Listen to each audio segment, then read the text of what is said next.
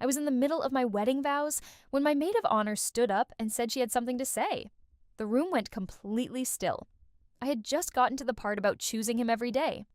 That's the line I had written myself, sitting at my kitchen table at midnight 3 weeks earlier, crying a little because I meant it, and because meaning something that much felt both beautiful and terrifying. Choosing him every day. I had rehearsed it enough that my voice was steady when I said it, which was an achievement because my hands were shaking hard enough that the card I was reading from had been trembling visibly for the past 2 minutes, and the officiant, a calm man named Reverend Ose Mensa, had given me a small nod of encouragement when my voice wobbled on the first line. I was wearing ivory. The light in the venue was the warm, golden kind that cost extra. There were 92 people in the room, seated in white chairs with sprigs of eucalyptus tied to the ends with cream ribbon, which I had assembled myself across 4 evenings the week before, because I'm the kind of person who does things herself when they matter. The man standing across from me was named Callum Doyle. He was 36, broad-shouldered, with the kind of face that photographed well and the specific smile he used in public that was slightly different from the one he used in private, though I would not have been able to articulate that distinction at the time. He was looking at me the way a person looks at something they have won. That is the word that comes to me now. Won. Not loved. Won. I did not know that yet. Also, I was on the line about choosing him every day when Maris stood up. Her name was Maris Addo, and she had been my closest friend for 11 years. We had met in graduate school in the kitchen of a shared house at 11:30 on a Wednesday night, both of us reaching for the same box of cereal with the focused desperation of people who had not eaten since morning. She was studying public health. I was finishing an architecture degree. We had nothing in common and became inseparable within 6 weeks, in the way that happens occasionally when two people recognize something in each other that they can't fully name. She was the kind of friend who showed up at your door with food when she knew you were struggling without being told. The kind who remembered not just your birthday, but the anniversary of your mother's death, and sent a simple text on that day every year that said only, "Thinking of you." She was my maid of honor because she was my person, my first call, my reference point for 11 years of major decisions. When Callum had proposed 14 months ago, my first call had been to Maris. She had screamed into the phone and told me she loved me and asked when she could meet his family. She had helped me choose the venue, the flowers, the music. She had held my hand at the final dress fitting when I cried unexpectedly in front of the mirror. She knew everything about this wedding. She knew everything about me. She was standing up in a sage green bridesmaid dress that she had driven 2 hours to be fitted for. And the room had gone so quiet that I could hear the ventilation system in the ceiling. And her face was the most frightened thing I had ever seen on a human being who was not in physical danger. I need to explain what I knew going into that ceremony and what I didn't, because the gap between those two things is the whole story. I had been with Callum for 3 years before the engagement. He was a commercial real estate developer, articulate and organized and charming in a way that felt effortless, which I understand now was because it was practiced. He had a large family, 4 siblings, parents who were alive and present, and who had welcomed me at their table with the specific warmth of people who have trained themselves to welcome everyone while reserving actual warmth for a smaller group. I had noticed the warmth calibration early and dismissed it. People have complicated families. I had loved his laugh and his certainty, and the way he talked about the future as though it was already a place he had scouted and confirmed was safe. I had loved that he made decisions. I had spent my 20s making every decision alone, and there was something seductive about being with someone who wanted to lead. I understand now that seduction and safety are not the same thing. In the 14 months of our engagement, there had been 3 moments I had noted and then smoothed over. The first was a conversation about our finances, in which Callum suggested, gently and reasonably, that it would make sense for me to add him to my primary bank account once we were married, for household management purposes. I had said I would think about it. But he had not pushed, and I had taken the not pushing as evidence that he wasn't serious, which I later understood was itself a tactic. The second was a comment his sister Rowena made at Easter, after 2 glasses of wine, in which she said to me in a low voice while we were washing dishes side by side, "You seem very sure about all of this." It wasn't a question. I had said I was. She had nodded and handed me a dish to dry and said nothing else. The third thing was Maris herself, about 6 weeks before the wedding. She had come over on a Saturday to help me address envelopes, and in the middle of it, she had put down her pen and looked at me and said, "Can I ask you something, and you won't be upset?" I had said, of course. She had said, "Are you happy? Not excited? Happy." I had said yes. She had picked up her pen. That was it. But the question had stayed with me in the way that questions stay when you're not ready to follow them where they lead. Maris stood in front of 92 people and said, "I'm sorry. I'm so sorry to do this here, but I can't let this go forward." Her voice was steady in a way that I recognized as costing her something enormous. She was not impulsive. She was not dramatic. She was a person who measured consequences before she acted, always. Which is why 11 years of knowing her told me immediately that whatever she was about to say, she had considered not saying it for a long time and had made peace with what saying it would cost her. The room made a sound that wasn't quite a sound, a collective intake and hold, and then it went back to that impossible silence. Callum's face did something in that moment that I have replayed many times since. It didn't go pale or shocked or confused. It went still. The stillness of a person who has been waiting for a specific piece of bad news and has, on some level, already rehearsed their response. Maris looked at me, not at him, and said, "There is a woman named Jade Pelter. She has been with Callum for 14 months. He has been supporting her financially from an account your name is not on. I have documentation. I did not know until 3 days ago, and I have not slept since.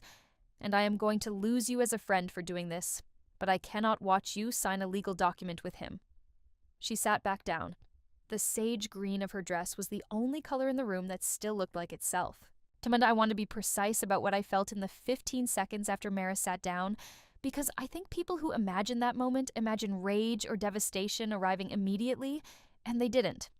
What arrived was a very specific clarity that felt almost chemical, the sensation of several things that had not made sense suddenly arranging themselves into a shape that did. The bank account suggestion, Rowena's Easter comment, Maris's question about happiness, Callum's particular stillness right now. The clarity lasted about 15 seconds, and then Callum spoke, and whatever clarity I had found went sideways as I tried to process his voice doing what it was doing, which was managing. He looked at the room, not at me, and said, "Nima, this is not the time or place for this."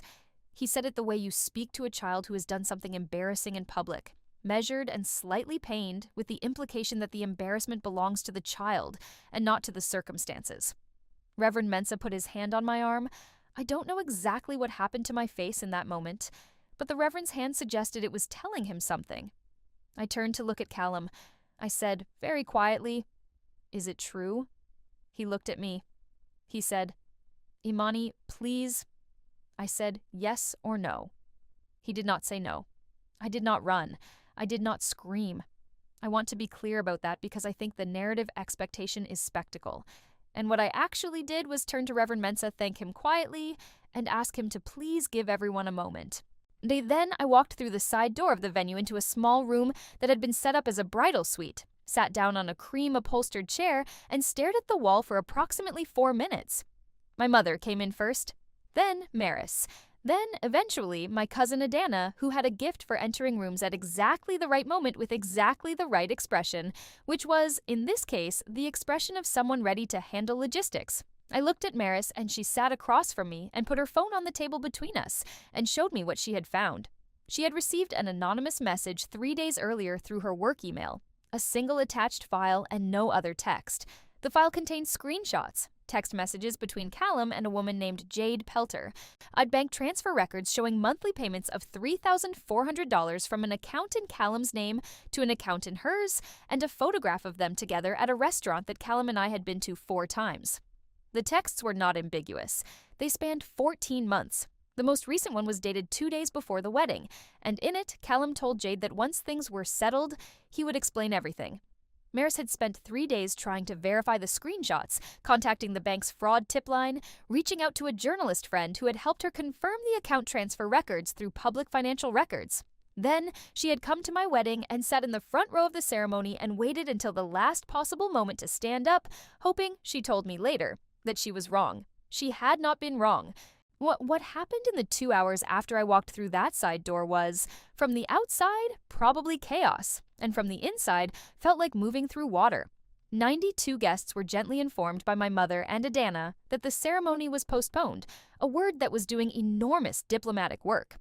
Callum was asked by my uncle, a large, quiet man named Festus, who had once been a secondary school athletics coach, to please wait in a separate room. Callum complied, which surprised me then and does not surprise me now because compliance is easy when you're calculating. Reverend Mensa stayed for an hour, brought tea nobody drank, and told me carefully and without pressure that he was available for whatever I needed. A woman at the venue, the event coordinator named Petra, not the same Petra from any previous story, simply a woman who coordinates events and had worked this venue for 7 years, handled the guests with a professionalism I still think about sometimes, moving people gently toward the exit, organizing the catered food to be boxed for donation, dismantling the afternoon with a quiet competence that was one of the most unexpectedly kind things I witnessed that day. By 4:30 in the afternoon, the venue was nearly empty. My dress was still on. I sat in the bridal suite with Maris and my mother and Adana, and we went through the documents again. And I made a decision that I had not expected to make. I was not going to simply leave. I was going to understand exactly what had been planned, and then I was going to make sure it couldn't be hidden. The person I called at 5:12 p.m. from the bridal suite, still in my wedding dress. It was a woman named Solange Ferreira, a civil litigation attorney who had been referred to me 4 years earlier by a colleague when I had a contract dispute with a contractor on a commercial project. I had not needed her then, but I had kept her number with the specific instinct of someone who understood that knowing a competent lawyer is a form of infrastructure. She answered her personal cell on the third ring, listened to a 2-minute summary without interrupting, and said, "Don't sign anything, don't move any money, and don't speak to him without me present. I'll be there by 7. She arrived at 7 in weekend clothes with a legal pad and sat across from me in a hotel suite that Adana had booked because I could not go back to the apartment I shared with Callum that night. Solange was 44, methodical, and had handled 11 cases involving financial deception within intimate partnerships. She looked at the screenshots and the transfer records Maris had compiled and said in the flat tone of a professional whose personal feelings on the matter were irrelevant, "This is a pattern of financial concealment that predates the marriage. If you had signed the marriage certificate and then added him to your accounts as he suggested, you would have had a much more complicated legal situation to unwind." She paused. "You were lucky." I told her I didn't feel lucky. She said that was fair, and then she started writing things down. Solange's first action was to advise me to secure my financial accounts immediately, changing passwords, removing any shared access he had been given during the engagement period to household planning documents, and notifying my bank of the situation before any joint accounts could be established. She also contacted a forensic financial analyst she worked with regularly, a man named Kwame Osebonsu, who held a CPA designation and had 15 years of experience tracing financial flows in civil litigation. Kwame began a review of the documents the following morning, and within 48 hours had confirmed, through publicly accessible business registration records, that the account receiving Callum's monthly payments to Jade Pelter was registered to a small LLC with Jade Pelter as the sole officer, incorporated 14 months ago, 2 weeks after Callum and I had become engaged. The timing was not coincidental. The LLC had received exactly $3,400 per month for 14 consecutive months, a total of $47,600. It's transferred from a business account that Callum had registered in his company name and which therefore did not appear on any personal financial documents he had shared with me during the engagement. We had completed a financial disclosure as part of our pre-marriage planning. That account was not on it. Kwame's report ran to 31 pages and contained the phrase deliberate concealment 6 times in the executive summary alone. Solange submitted it to the court as part of a civil filing she prepared over the following 2 weeks. The filing alleged financial fraud and misrepresentation in the context of a proposed marriage contract. It also requested a full accounting of all assets Callum had failed to disclose. The journalist who had helped Maris verify the initial documents was a woman named Theodora Wan, who covered financial crimes and consumer fraud for a regional publication that had a substantial online following. She had verified the transfer records for Maris as a professional courtesy without publishing anything, because Maris had asked her to hold until the situation had resolved enough to speak clearly. But Theodora had done what journalists do while holding a story, which is continue to report it. By the time she called me 3 weeks after the wedding that wasn't, she had a significantly fuller picture than the one Maris had originally brought her. She had identified that Jade Pelter was not the only person Callum had maintained a parallel financial relationship with. There was a second account, registered to a different person, with a smaller but consistent monthly transfer going back 26 months. 26 months. That was 6 months before Callum and I had started dating. When Theodora told me this on a phone call that I took sitting in my car outside the architecture firm where I worked, I sat with the information for a long time before I responded. Then I asked her if she was planning to publish. She said she was, with or without my participation, but that my account would ensure accuracy and context. I called Solange. Solange called Theodora. We established ground rules, a review process, and a timeline. The piece ran online on a Friday evening, 6 weeks after what would have been my wedding day. I want to be careful here about what the article did and did not do, because I am not someone who believes in weaponizing public attention as a primary strategy. And I want to be honest that my initial instinct was to handle this privately through the legal process. What changed my mind was a conversation I had with Kwame Ose Bonsu during the third week of his analysis, when he mentioned, almost in passing, that the pattern he was documenting had structural similarities to a scheme he had seen twice before in his career, in which a financially sophisticated individual established and maintained parallel relationships with the explicit purpose of extracting resources from multiple sources over an extended period, using the social credibility of a committed partnership as cover. He said this kind of pattern was difficult to prosecute criminally because the deception, while morally clear, operated in legal gray areas and that civil remedies were limited. He said the most consistent deterrent he had observed was public accountability, specifically the loss of professional and social standing that came from exposure. He said this not as a recommendation, but as a professional observation. I heard it as one, and I made my decision. The article named Callum. It documented the accounts, the transfers, the LLC, the timeline. It included a statement from Solange summarizing the civil filing. It included, with her permission, a brief statement from Maris about what she had found and why she had stood up. It did not include anything about Jade Pelter beyond her name and the factual record of the account, because she was not the person who had deceived me.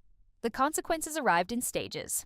Callum's employer, a commercial real estate development firm, Sunt placed him on administrative leave 3 days after the article ran, citing a reputational review process. Solange received a legal notice from his attorney within the week, alleging defamation, which she described on the phone as a pressure tactic from someone who has no defamation case and knows it, and which she responded to with a 14-page letter itemizing the documented evidence underlying every claim in the article. The defamation notice went quiet within 10 days. The civil filing moved forward. Kwame's full report was submitted to the court, and Callum's attorney entered negotiations with Solange in the 4th week, which Solange told me indicated that discovery was going to be more damaging to him than litigation. The settlement, reached 8 weeks after the filing, but required full restitution of all assets he had misrepresented during our financial disclosure, plus documented legal fees. It also required a signed acknowledgement that he had deliberately withheld material financial information during the engagement, which Solange had insisted on, and which his attorney had resisted and eventually accepted. The acknowledgement mattered to me more than the money. Not because the money didn't matter, but because the acknowledgement was the part that was true. And truth, when you have spent several weeks questioning your own perception of reality, has a specific and irreplaceable value. There are things that didn't resolve cleanly, because there always are. Callum's professional leave became a termination 3 months later, a decision his former employer communicated to Solange's office as a routine update.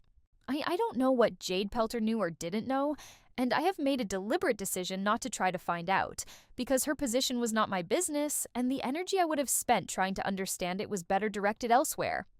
Maris and I are still friends. That feels like something I should mark clearly, because I know people expect that a friendship stressed to that degree would fracture, and it almost did. Not because of what she did at the ceremony, but in the weeks after, when I was in the darkest part of processing it, and sometimes took that darkness out on the person who was closest to me. She absorbed it. She did not leave. One evening in December, 3 months after the wedding that wasn't, we sat in her kitchen with takeout containers between us, and she asked me how I was. And I told her the truth, which was that I was better than I had been and not as good as I was going to be. And she said that was exactly right, and poured me more wine and changed the subject to something that made me laugh. It was the most accurate description of where I was, and she had provided it in one sentence, which is what 11 years of friendship gets you. I am still an architect. I am still in the same city. I moved out of the apartment Callum and I had shared and into a smaller place with tall windows and a kitchen I can actually cook in, which I had always wanted and had compromised on for reasons I no longer remember as clearly as I used to. I have not been in a serious relationship since, not because I don't believe in them, but because I am still in the process of trusting my own judgment, which is slower work than I expected. I have a therapist named Dr. Yuande Ibarra, a clinical psychologist with 20 years of practice who specializes in relational trauma and who has gently, over 8 months of Wednesday sessions, helped me understand that what happened was not a failure of my perception so much as a successful deception by a skilled deceiver, and that these are different things with different implications.